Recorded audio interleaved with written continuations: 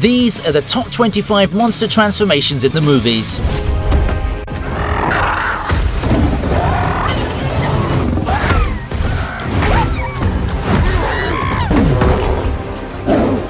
Kicking off our list is a giant monster who goes back a long way. The current MonsterVerse version of Kong is not only badass, but he also gets a sick upgrade here. Honestly, I feel the writers favour him a lot because of all the weapons he keeps getting. I mean, he got an axe which could absorb Godzilla's atomic breath in the previous film, and here our man gets a whole new arm. It may not be a complete transformation, but it is a transition to a better version of himself, so it definitely counts. It helps him recover from Shimo's ice blast, but more importantly, he's basically got the right kind of reinforcement for the final battle. Of course, let's not forget how awesome he looked when he dominated Scar King with his new arm. Not to mention managing to get a couple of hits in with Godzilla too. I swear, those two have the kind of rivalry that even siblings would be jealous of.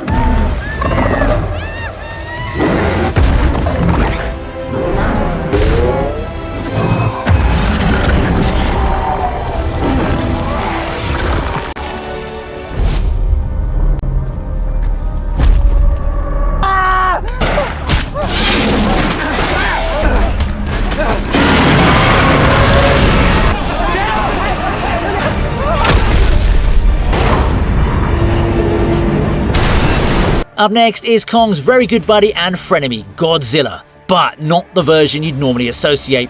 Whether it's the MonsterVerse or a low-budget, high-output underdog, one thing's for sure, Godzilla likes to grow.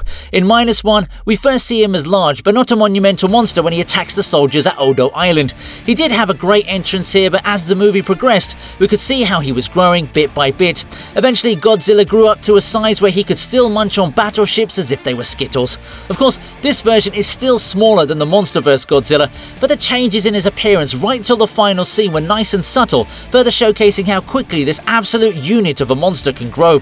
Also, he somehow manages to be more violent than the other live-action versions, which makes his behaviour all the more intriguing to break down.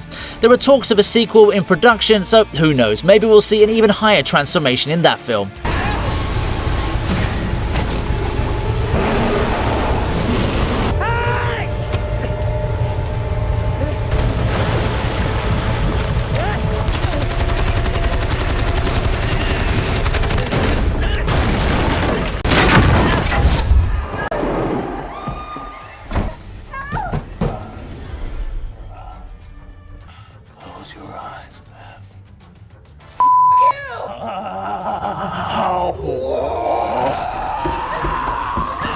And number 23 is a dude nobody should ever spend any time with. While the Joker and Art the Clown are horrifying in their own ways, the beginning of Pennywise was a pretty spooky transformation. Seeing him without the costume at first was genuinely terrifying, and the look on Beverly's face here wasn't too different from the rest of us.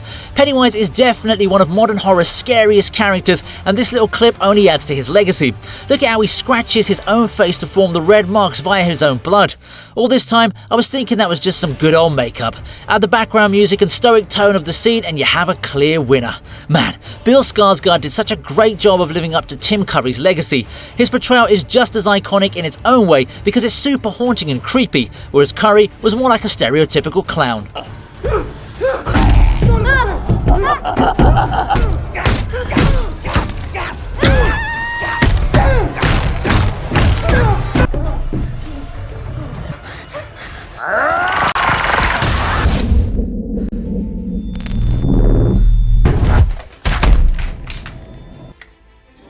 Babe?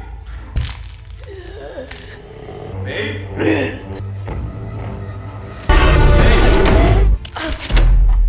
Okay, now here's a movie that takes body horror almost as seriously as David Cronenberg. You know, they say that too much of a good thing is a bad thing, and this scene right here is strong proof of that. The substance makes a lot of relevant statements regarding today's culture, because if this thing existed in real life, its maker would have easily shot past Elon Musk in the richest billionaires index. Anyway, this hideous transformation hits us all by surprise, and even though it was hinted at throughout the movie that something was messed up was going to happen, Jesus Christ, I wouldn't wish such a fate upon even my worst enemy. The sheer disbelief in Sue's eyes as she looks in the mirror still haunts me. Imagine putting your faith in someone, going under and waking up disfigured by them beyond comprehension. Of course, that's from her perception, because she pretty much brought it upon herself. But yeah, these are the kinds of original movies people should still be making now.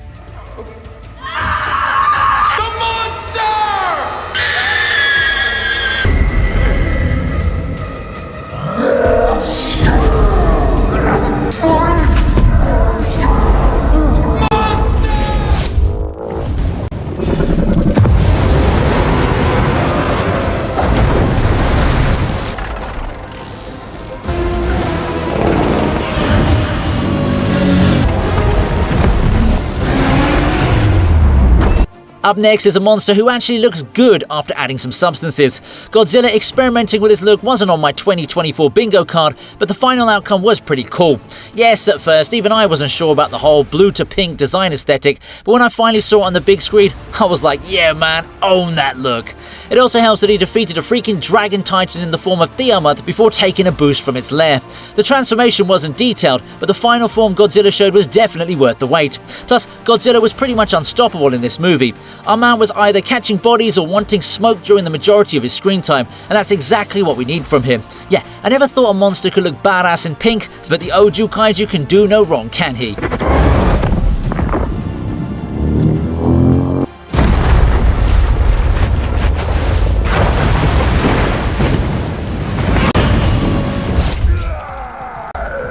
back! Everybody stay back! Oh, fuck! Dr. Randall, what's the status?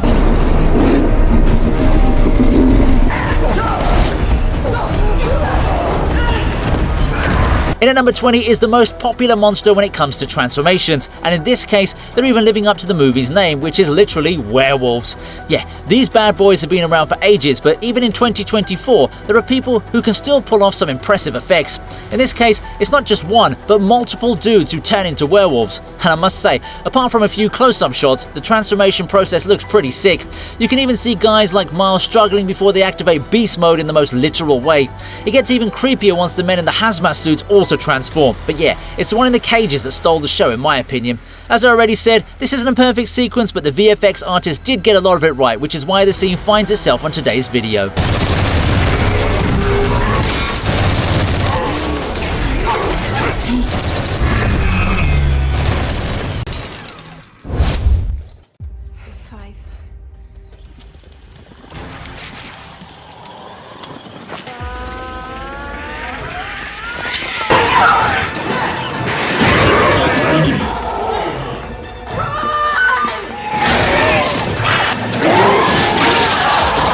Now we've got ourselves a rather gruesome downgrade, but an extremely effective trap. The CGI from 2011's The Thing may not be as good as that of the previous entry, but it's the element of shock and surprise that made this scene edge out 2024's werewolves. Juliet turning into the monstrous alien wasn't what Kate had hoped for, but the overall impact of this revelation caught us all off guard. What also helped was the way her transformation was blocked off in the background, so that we couldn't see it completely, while still realizing that Kate is in grave danger.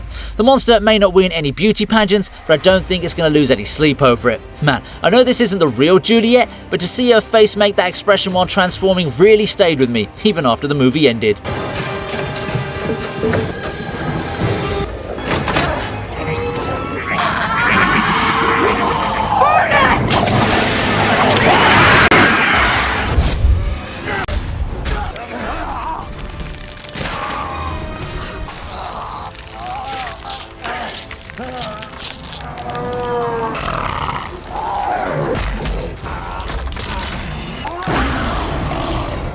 Next up is another entry from a movie that failed to live up to its predecessor's hype.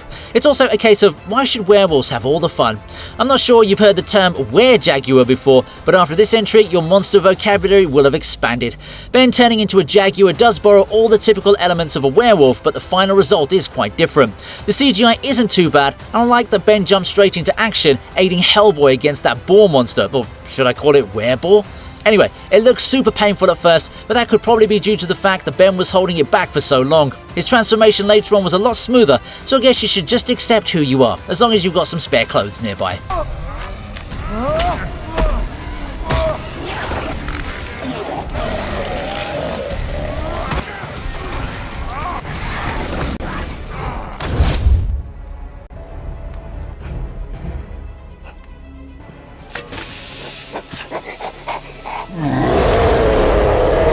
Number 17 gives us not one, but 3 animals transforming at the same time. I'm surprised 2018's Rampage hasn't seen a sequel yet because it did decent at the box office and had some nice effects for its core monsters. The whole idea of animals transforming into mutated giants because of some space gas was quite interesting, and all 3 monsters were impressive. Okay, maybe we shouldn't call George a monster because he's the good guy and only grows in size. However, the wolf Ralph and the crocodile Lizzie both had some impressive upgrades. Heck, One could literally fly, and the other was just a few levels shy of reaching Godzilla level height. While the transformations may not be explicitly shown, the before and after visuals were more than enough to sell us on this movie's premise. And also, don't you just love it when a monster roars into the sky before it starts becoming relevant to the plot? Light him up! Incoming!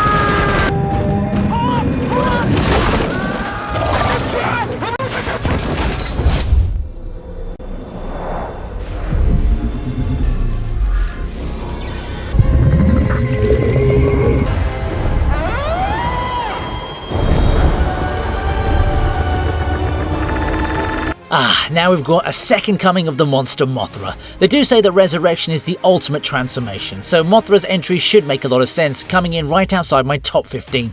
Admit it, all of us have felt bad to see Mothra go after Ghidorah blasted her to bits. But hey, she's Godzilla's bae, so the writers were always going to find a way to bring her back.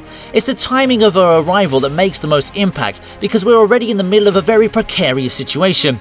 All Gia had to do was raise her hand, and the rest was left to the effects artist. Man, they really made Mothra look so cool with her angelic vibe, but then again, she was the only one who could convince her boyfriend to get along with his rivals, so the timing of her resurrection couldn't have been better. And yes, the best part is that she doesn't die in this movie, meaning we could be getting a couple of vibes from her and Godzilla in the next film. Wait, I don't think I want to see that.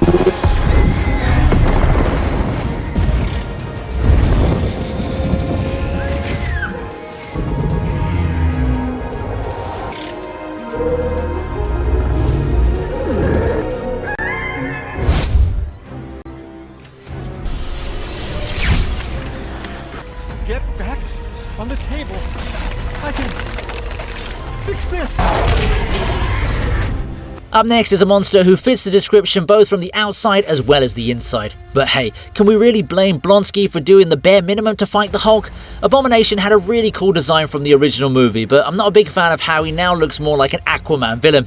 Anyway, seeing Blonsky go crazy and increase in stature after getting a dose of Banner serum was the perfect build-up to his eventual reveal. We get a full shot later on when he's wreaking havoc in the city, and the colour grading makes him look totally menacing. We also get a semi-transformation from Stearns, who was supposed to turn into the leader, but I guess that's pretty much all we got from the MCU on that character. I still enjoyed how he was casually trying to reason with a 12-foot tall raging monster.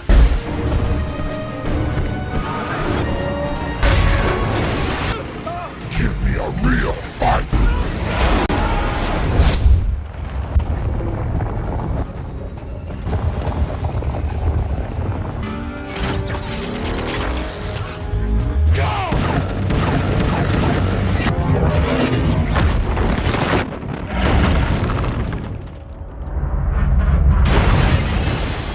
Now we've got ourselves the big daddy of all kaijus. Yes, there's no way you're beating a mega kaiju so easily, and I don't care if you're the main character.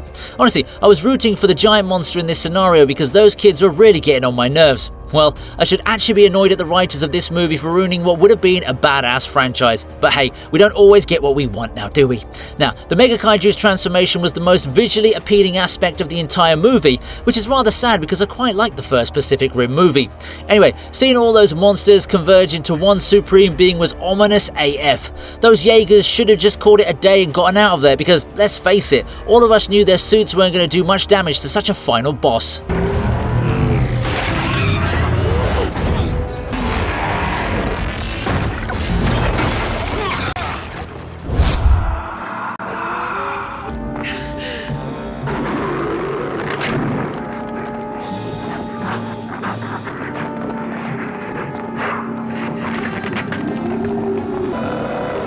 We're turning back the clock all the way to 1981 for this transformation. It's genuinely one of the creepiest examples you'll ever see in the industry, mainly because the monster wasn't any better when he was a human either. Eddie was a savage beast already, so when he transformed in front of Karen, it almost felt as if he was evolving, just like a Pokemon. Now, I'll admit that this transformation does take up a lot of time, but that's expected considering the movie is 44 years old. The effects are still impressive, and the final werewolf form is pretty horrifying. My only other quip is that Karen should have made a run for it, but I guess she made that sacrifice to give us such an epic scene. Also, we need to remember that this movie didn't have the kind of budget an American Werewolf in London had.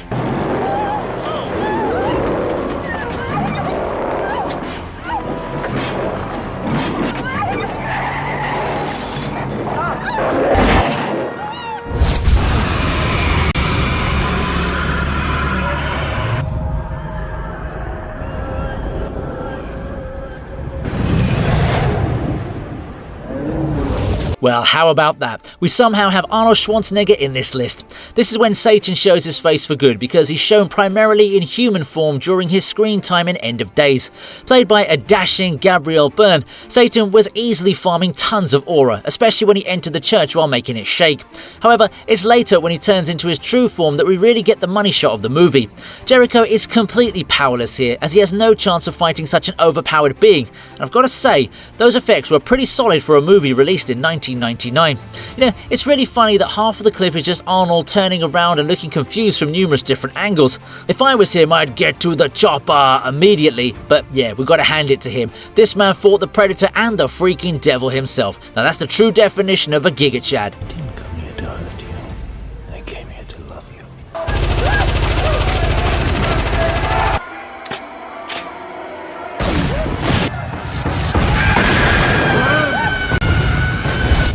I think someone's at the door. Don't go.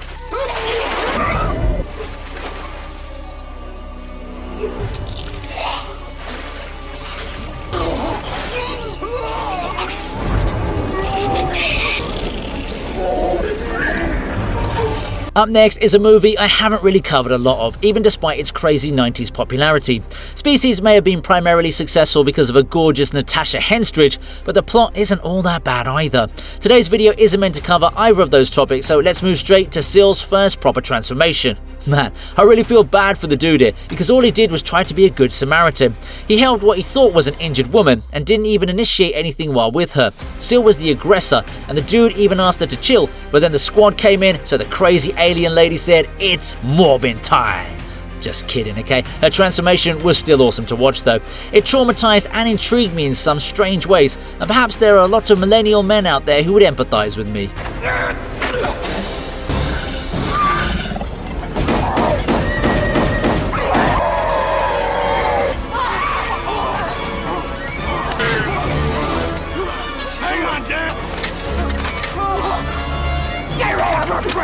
Duck your head!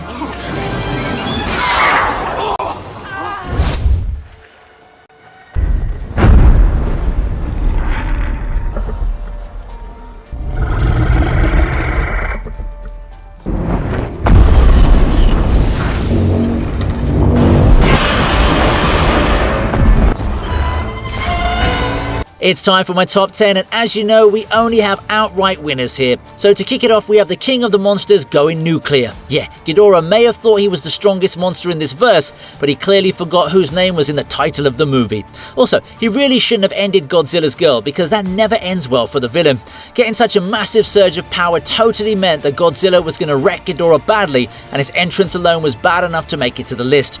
There's a marked difference in his creature design, and even though we see this form briefly, it was well worth the payoff. Yes, pink Godzilla is cool and all, but thermonuclear Godzilla is the undisputed GOAT.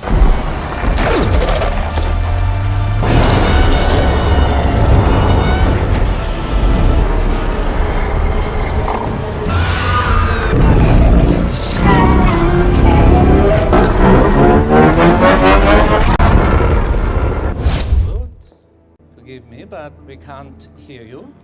Like country. Please do something about it! This is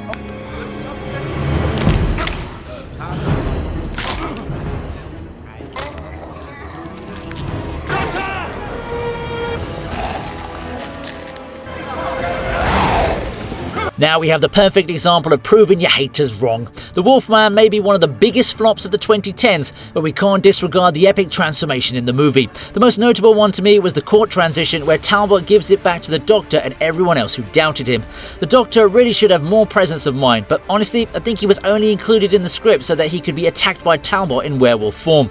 It's a great moment and should actually be used as a reference point for anyone who wants to make a werewolf transformation look cool in the modern era.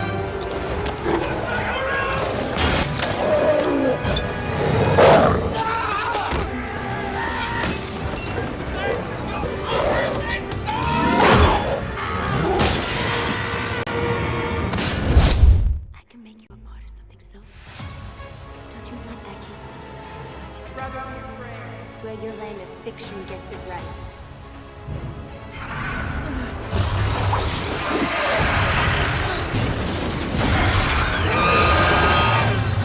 Up next is a shock transformation right when you least expected it. The Faculty is a strange kind of movie, as it misleads the audience into rooting against the secondary antagonist without realizing that the real alien queen was Mary Beth all along. This reveal, backed up by her transformation, was such a high-impact moment, which must have been the defining point wherein audiences realized, okay, this one's different. The alien queen's design is quite disgusting, which is what makes her work as a final boss. And yes, I'm sure taking her on would have helped Elijah Wood gain the necessary experience to fight Sauron and co. in Lord of the Rings as Frodo.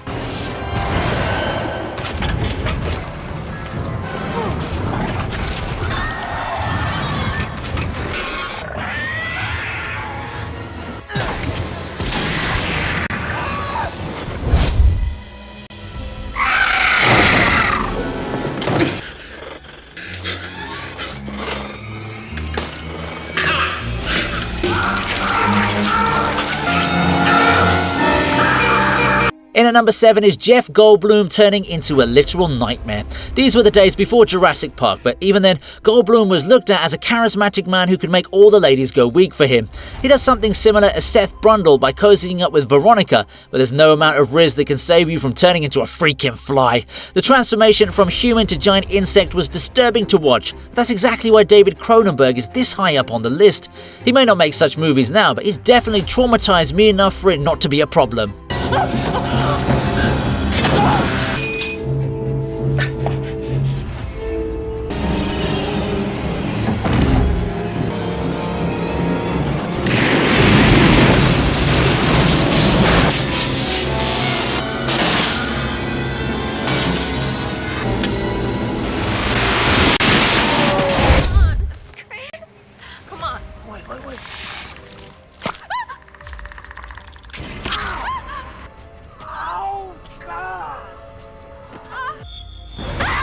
Up next is another shocking horror transformation brought to you by the director of Superman. Yeah, I don't know how James Gunn ended up becoming such a stalwart in the comic book movie industry, but he was definitely in his element when he was making movies like Slither.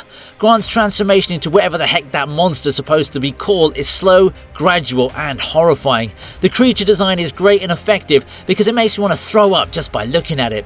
We do feel bad for Grant, but once you become a slimy monster, the audience ain't gonna give you any sympathy. Well, at least it'd go on to raise Star-Lord later on.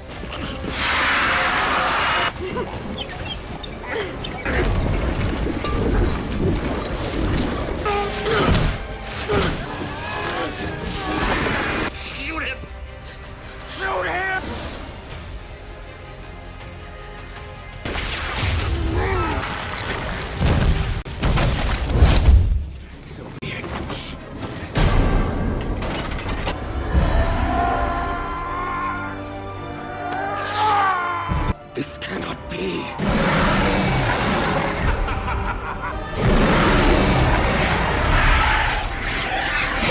If you're going to break into my top 5, you need to have a lot going for you. As it happens, the final battle of Van Helsing had 2 monster transformations at the same time, so the sequence is already goated. I mean, there's Hugh Jackman turning into a werewolf, but then we also have freaking Dracula turning into his bat monster form, or whatever the heck it's called.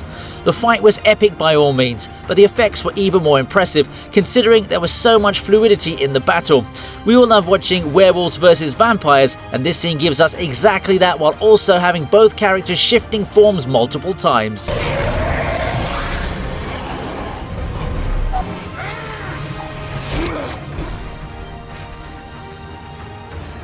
Don't be afraid. Don't be afraid. Some things are better left forgotten.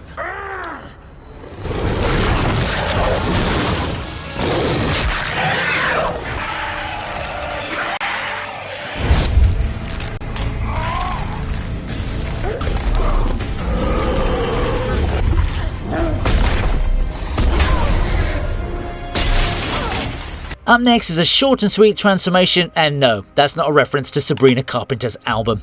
After all, it makes no sense to compare a petite pop star to a savage, monstrous werewolf. Now, there was the obvious option of including Michael's transformation, but honestly, I prefer Quint because it feels so raw and chaotic. The camera moves in a way as if it's genuinely following Quint's transition, and we see a full body transformation, so it gets my vote of approval. And of course, I think it's safe to say that this werewolf looks a lot more intimidating than anything else in the movie.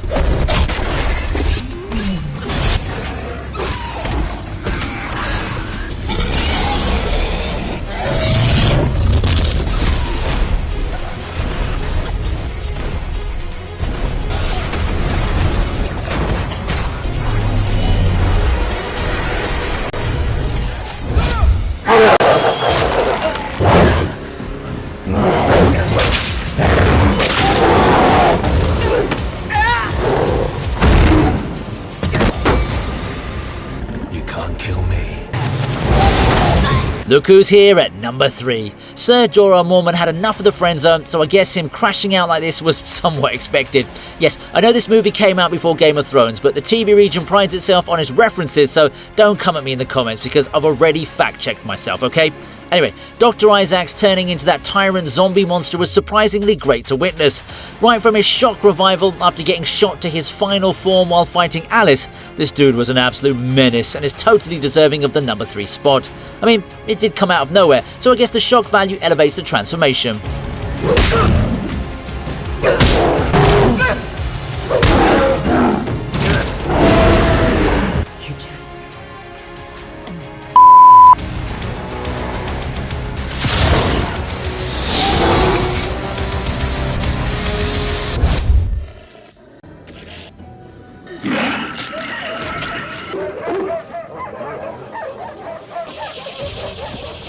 Barely missing out on the top spot is a gem that I personally feel is John Carpenter's best work. Yes, I think 1982's The Thing is better than Halloween, but let's focus on some dogs who aren't good boys at all. This movie may not have been loved when it first came out, but it's an all-time horror classic now because of scenes like The Thing assimilating all the dogs early on in the movie. Since the team used practical effects, this feels so much more real compared to the 2011 prequel, and we should also consider the fact that nobody was expecting the monster to make its appearance like this. There's the additional heartache of watching so many huskies meeting their end, but the transformation quickly made the audience realise the kind of threat they were dealing with.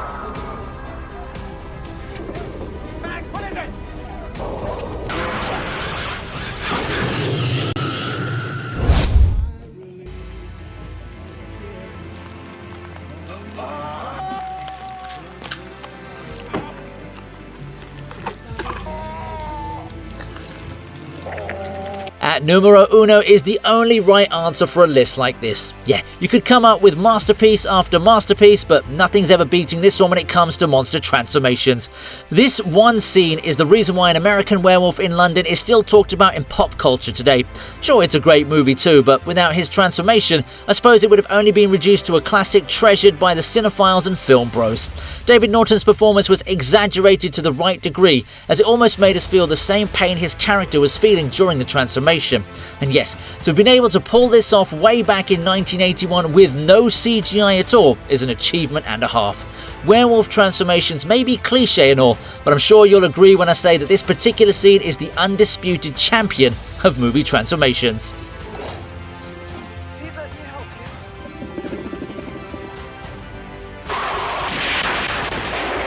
you. Hope you liked the video. Please subscribe to the TV region, and here's another video that I know you're going to enjoy.